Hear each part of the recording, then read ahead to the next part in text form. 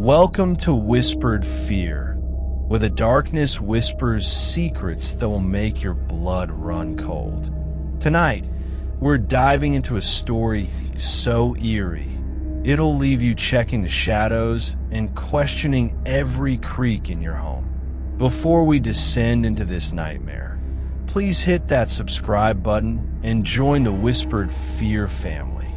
Click the bell so you never miss a spine-chilling tale. Now, dim the lights, slip on your headphones, and let's step into the desolate world of Amanda, a woman who thought she'd landed her dream job, only to find herself trapped in a waking nightmare.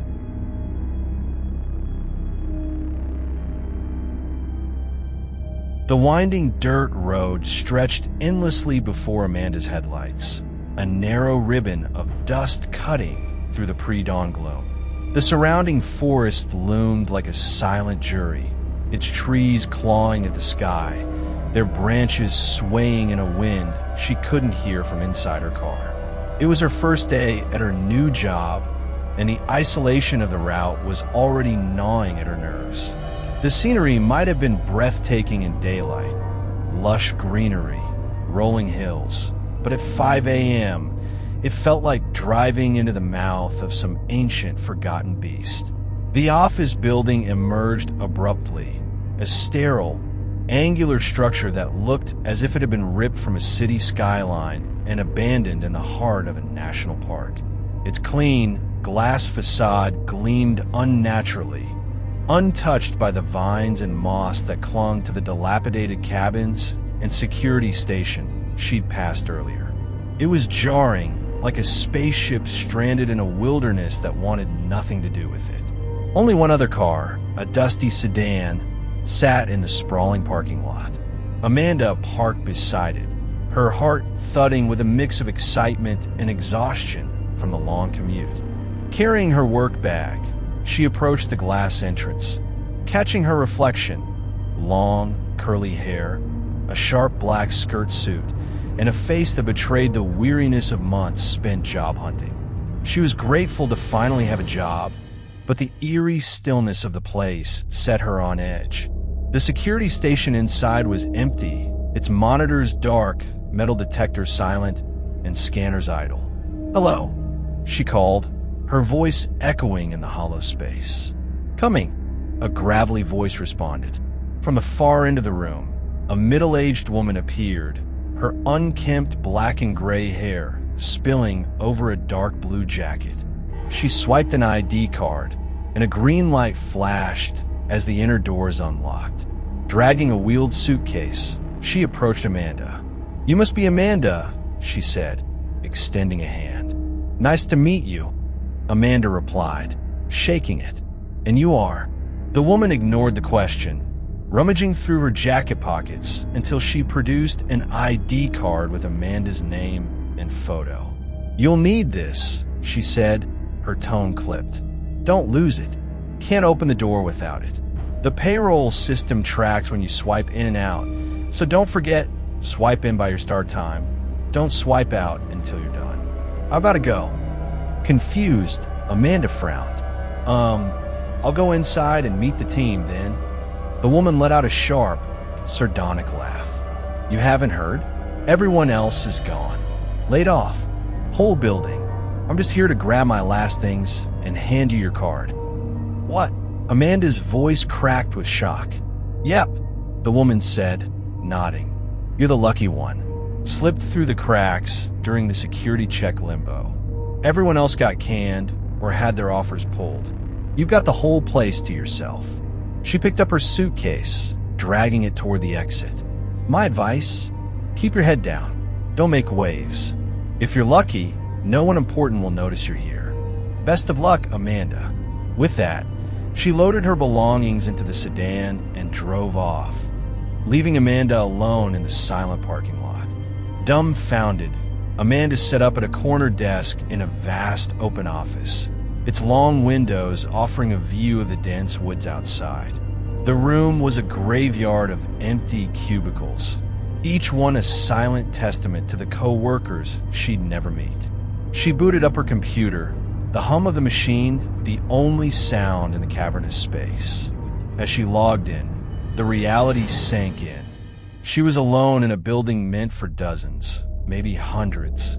The thought was both liberating and suffocating. Her email inbox contained only automated HR messages about mandatory training courses. With no assignments, no colleagues, and no direction, she completed the trainings, her mind racing. How had this happened? A fluke, the woman had said. One wrong move, one email to the wrong person, and she could lose this job too. She leaned back in her chair, staring at the ceiling, trying to convince herself this was a blessing. No micromanaging bosses, no deadlines, no office politics. Just her, the quiet, and the paycheck. But the quiet was too loud. The building creaked and groaned, as if protesting its own emptiness. Every flicker of light, every rustle of leaves outside, made her jump. She decided to explore, hoping to shake the unease. The main level had a polished marble corridor connecting the entrance to private offices, 2 bathrooms, a kitchen, and fire exits. A sheet by the entrance listed emergency numbers for fire, electrical, and security services. The women's bathroom was grimy, with a faint smell of mildew.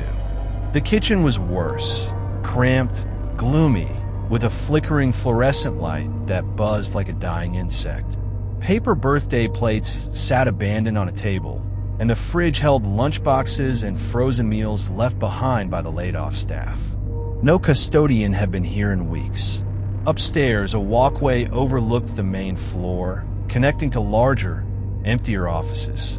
The elevator displayed 3 basement levels, B1, B2, B3, but it wouldn't budge when she tried to access them. A door near her desk, marked basement main access, led to a concrete staircase lit by a sickly yellow bulb. The windowless stairwell felt like a descent into a tomb, and Amanda quickly decided the basement could wait. That afternoon, she called her friend Winona, a former military woman who now teleworked as a tutor. "It's so weird being alone here," Amanda confided, her voice barely above a whisper. "I keep imagining the laughter, the meetings, the life this place used to have. Now it's just me. I'd be freaked out," Winona replied. "You're miles from anywhere. That's horror movie vibes." "I know," Amanda said, forcing a laugh. "But a job's a job. I'll make it work. Maybe I'll take online courses or apply for other jobs in case this falls apart." "Relax for now," Winona urged. "Most people would kill for an empty office and no boss. Read books, watch shows, or, hear me out, finally set up that dating profile I've been bugging you about. You've got no excuses now." Amanda chuckled. Winona always teased her about her love life, or lack thereof, since her breakup with Michael 2 years ago. "Fine," she said. "Maybe I'll try it." For 2 weeks, Amanda settled into a strange routine. She drove the desolate route, swiped her ID, and sat at her desk with no work to do. Her first paycheck arrived, a small victory that eased her fears. She followed Winona's advice, updating her resume, applying for jobs, enrolling in an online accounting course, reading novels, listening to audiobooks, and even setting up a dating profile. She jogged around the building to stay active, the echo of her footsteps a constant reminder of her solitude. In her 3rd week, something shifted. She'd arranged a date with Alfred, a software engineer from the app, and Winona had given her approval. Excited but nervous, Amanda went to the kitchen for a snack to calm her nerves. Her lunchbox, left in the fridge, was empty. She frowned, confused. Had she forgotten to pack it? In her rush that morning, it was possible, but to bring an empty lunchbox? It didn't add up. Shrugging it off, she focused on her date, which went well. Alfred was polite, reserved, and didn't mind her ravenous appetite. They planned a second date for a carnival that Sunday. The next morning, she double-checked her fridge at home. No extra meal. The missing lunch gnawed at her, a small but unsettling mystery. Maybe you ate it and forgot, Winona suggested over the phone. Or you didn't pack it. What's the alternative? A ghost ate your sandwich. Amanda laughed nervously, staring out the window at the woods. This place is so creepy. Sometimes I feel like I'm being watched, like the people who used to work here are still here, lingering. Don't be ridiculous, Winona said. No laid-off employee spirit is haunting your lunchbox. The following week, Amanda found a way to pass the time. In the marble corridor, she set up plastic water bottles from the kitchen's recycling bin as makeshift bowling pins and used an outstanding leadership trophy as a ball. She recorded a strike, cheering in a video she sent to Winona. OMG, using your time productively, I see, Winona texted back. Gotta pass the hour somehow, Amanda replied. Might as well have fun. Minutes later, Winona's tone shifted. Amanda, is there someone else in your office today? What? No. Why? Winona sent a screenshot from the video, zoomed in on a supervisor's office window behind Amanda's victory dance. There in the glass was a faint, blurred reflection of a face, a long nose, square chin, and sunken, dark brown eyes. It shimmered like a mirage on water, but Amanda blamed the lighting. Her pulse raced. What the hell? She texted, calling out, Is someone here? Her voice echoed, unanswered. Grabbing her bag, she considered calling the security number, but hesitated. Reporting this could alert leadership to her existence, costing her the job. Maybe it's an illusion? Winona texted. Hopefully I'm freaking you out over nothing. Amanda called Winona, keeping her on the line as she checked the office. It was empty, but across from the window, another office held posters of scientists and family photos. It must have been a reflection from one of these, Amanda said, relief tinged with doubt. The reflection was blurry, but it makes sense, right? Yeah, Winona said, unconvinced. I'm sure that's it. Her second date with Alfred was magical. Carnival games, a boat ride, and a kiss atop the Ferris wheel that left her heart soaring. She barely slept, arriving at work exhausted but happy. Dozing at her desk, she was startled awake by Winona's call. As they chatted about Alfred, Amanda sipped from a water bottle on her desk. Suddenly, something brushed her neck, a paper airplane landing on the floor. Her heart stopped. Scrawled in blue ink were the words, "Bad match." Someone threw this at me, she told Winona, her voice trembling. But you're alone, right? Amanda called out, scanning the empty office. No response. Then she realized she hadn't brought a water bottle to work. Panic surged as she grabbed her things and fled to her car, dialing the security number. The gruff voiced man on the line was dismissive. A paper airplane and a water bottle? These aren't felonies, ma'am. Was the water tampered with? No, it seemed fine, she said, shaken. But someone's stalking me. He sighed. All right, I'll send a ranger. Stay put. Officer Jackson arrived, a mid-30s man with bright blue eyes and a holstered gun. He searched the building, but found nothing. Not even the paper airplane. You're welcome to look yourself, he said. Want me to file a report? Amanda hesitated. A report could expose her to leadership. Forget it, she muttered, frustrated. She returned to work with pepper spray, rearranging her desk to face the open office and basement door. She applied for jobs relentlessly, scanning her surroundings constantly. Days passed without incident, and she began to relax, convincing herself the stalker wasn't a real threat. Then, a Thursday morning email arrived from Edgar G., followed by numbers. Good morning, Mandy. Left my ID at home. Mind letting me in? Edgar. Her stomach dropped. Nobody called her Mandy. She replied, suggesting he meant someone else. His response was chilling. This isn't funny, Mandy. We've been work buddies forever. Please open up. Your friend Edgar. She checked the entrance. Nobody. Then a loud thud hit the window beside her, leaving a dent. A figure with a square jaw and dark brown eyes retreated into the trees, his face shimmering unnaturally. A flurry of emails followed, growing angrier. "You're being rude, Mandy. I thought we were friends. You bitch, this isn't over." She called security, then 911, but was routed back to the unresponsive Ranger line. Winona urged her to leave, pepper spray in hand. At the entrance, a figure emerged from behind the security station. "Fuck you," Amanda screamed, spraying before realizing it was Officer Jackson. He emerged from the bathroom, face red but calm. "I'm trained for this," he said, explaining he'd been nearby and parked behind the building. Amanda showed him the emails. "Could be an ex?" he asked. "No, my ex, Michael, wouldn't do this. I saw the guy. He's a stranger." Jackson promised to investigate and suggested she stay home the next day. That afternoon, he called. "I got him. Lucas, a vagrant living in the park. He snuck in through a wedge fire exit and stole a hiker's phone to harass you. He's booked for trespassing." Relieved, Amanda resumed work, feeling safe.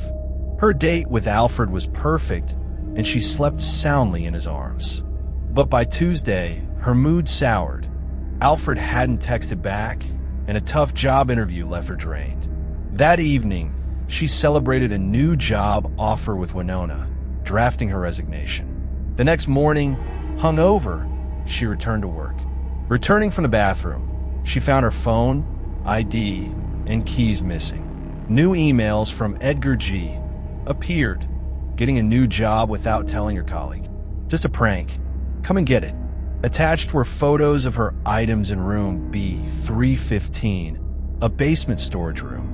Jackson confirmed the fire exits were locked, then revealed the security number was fake, planted by her stalker.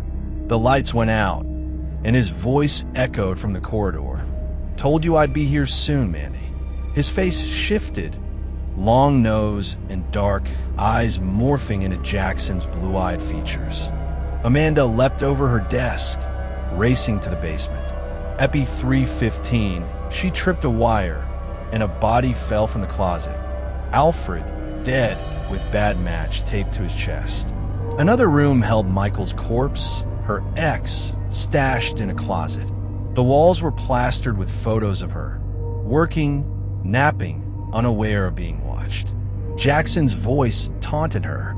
She hid, then ambushed him with a fire extinguisher, escaping to her car and driving away. Police later identified Edgar Garrison, a former test subject whose trial altered his appearance, sparking an obsession with a lab technician that transferred to Amanda. His diaries revealed a twisted fantasy of saving her, culminating in a planned wedding in the basement. Weeks later, Amanda and Winona staged a trap, posting a fake hiking itinerary online. At their campsite, Edgar appeared, armed. Amanda, trained by Winona, shot him dead, ending the nightmare.